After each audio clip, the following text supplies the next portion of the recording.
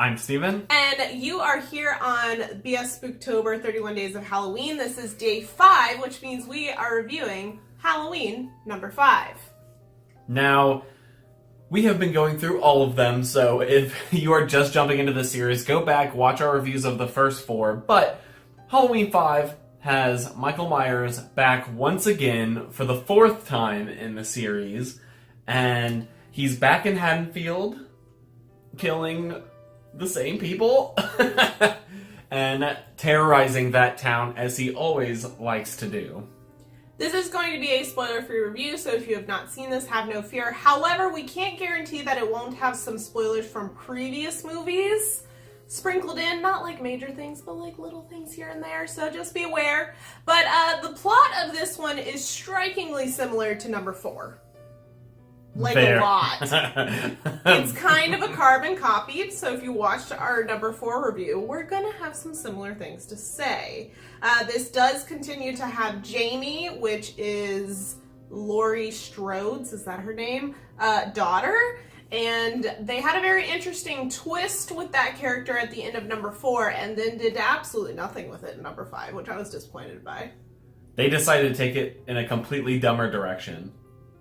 Unfortunately. But plot-wise, it's the same as 4. I really don't have that much more to say about it. And the plot, it starts really strong at the beginning, kind of mellows out in the beginning, and pretty much dips in the middle. And then at the end, kind of ramps back up a little bit. But it doesn't quite reach the level as the beginning of the movie. I think the beginning is the high point, kind of like number 4 was. I'm continually impressed that these hour-and-a-half long movies feel like 2 to 2.5 hours based on their plot. Like they really drag out that plot that probably could have fit into a smaller time frame. So Michael, as always, is like the main character of these films as the big villain. And in this one you do get a little bit of development with his character, but I do feel like they never fully commit to it, so you never really get to understand what is going on with Michael as much as they tease it.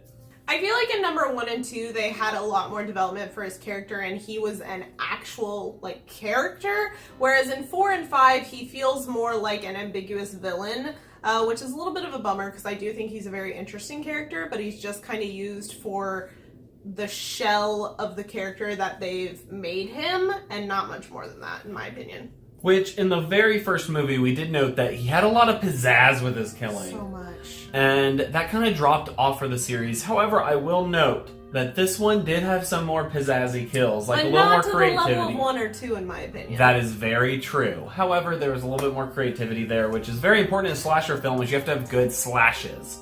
And so, it's coming back in. Maybe it'll continue to get better. We also have the return of Jamie, which I mentioned a little bit earlier.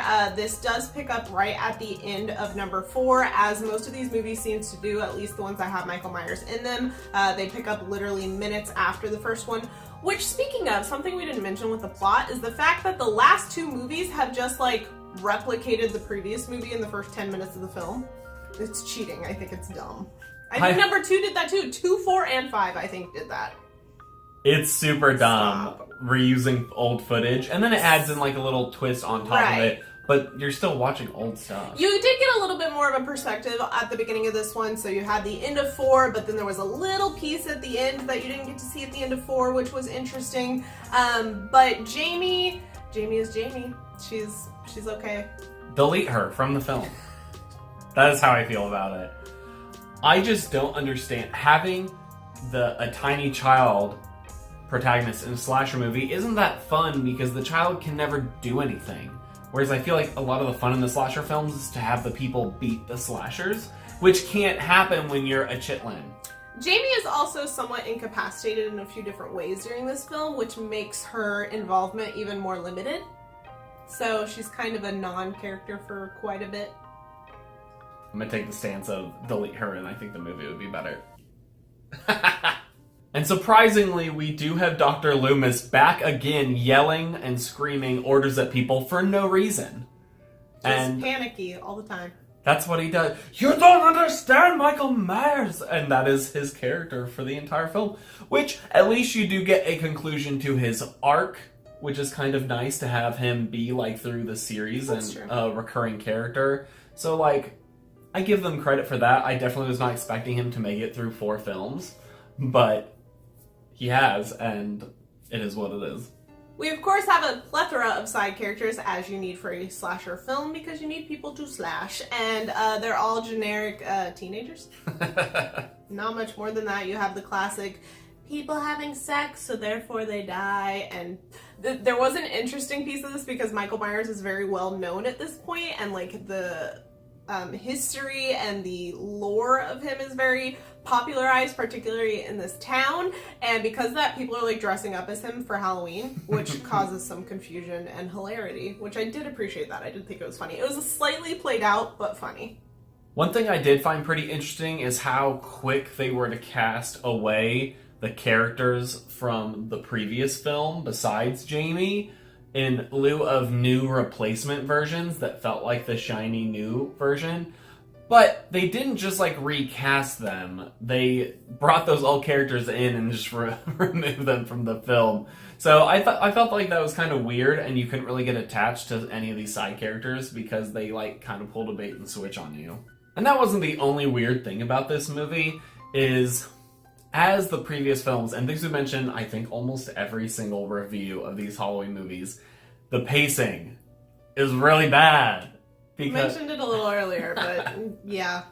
The beginning of the film, like we said earlier, starts really strong and interesting. There's some fun deaths. Things are going swell and moving quickly. And then it just like bottoms out in favor of character drama and nonsense that you really don't care about, and I don't feel like it pushes the plot forward or your relationship with the characters forward in any meaningful way.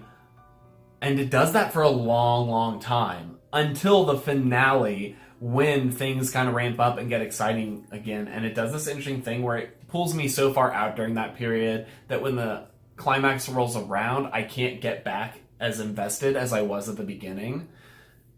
I also feel like I almost enjoy the climax more than I should because I'm so bored by the middle that I'm like, ooh, something interesting. Whereas if it was better paced, the ending would probably not feel as strong. It doesn't feel as strong to me, but as strong as it does to me because it just feels so drastic from the middle pacing and just tone that you're like, ooh, good finale. But like, is it? I'm convinced that you could actually like really fix the pacing if you cut about like 30 minutes out of this movie and then like space out more of the kills, and it would be pretty enjoyable through the whole thing. Or maybe have some non-linear storytelling. I think that would add some intrigue to the series. They do some flashbacks here and there, but not really. But I mean more like non-linear in the time frame that we're watching. So maybe that way you don't start off with some kills of Michael Myers at the beginning, and instead you insert them later as more of a like, this is what's been happening while all these other things were happening. I don't know, just a suggestion. Overall, I think we're pretty lukewarm about this one. Number 1 is still my fave. It's still great, and the rest are just very watered down from there. So I'm very interested to see where number 6 goes. I think number 6 is the last one before they kind of start to reboot it-ish with H2O and bring back Jamie Lee Curtis. Thank you. I'm interested to see if number 6 is just a rehash of 4 and 5.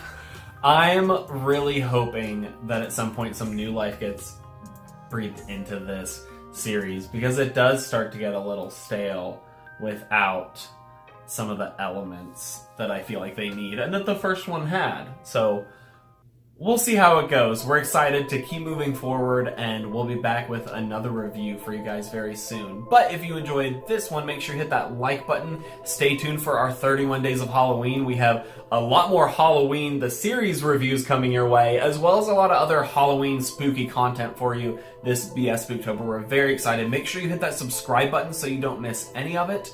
And if you want to see some of the videos we already have up on the channel, you can click right over there, and we'll see you next time.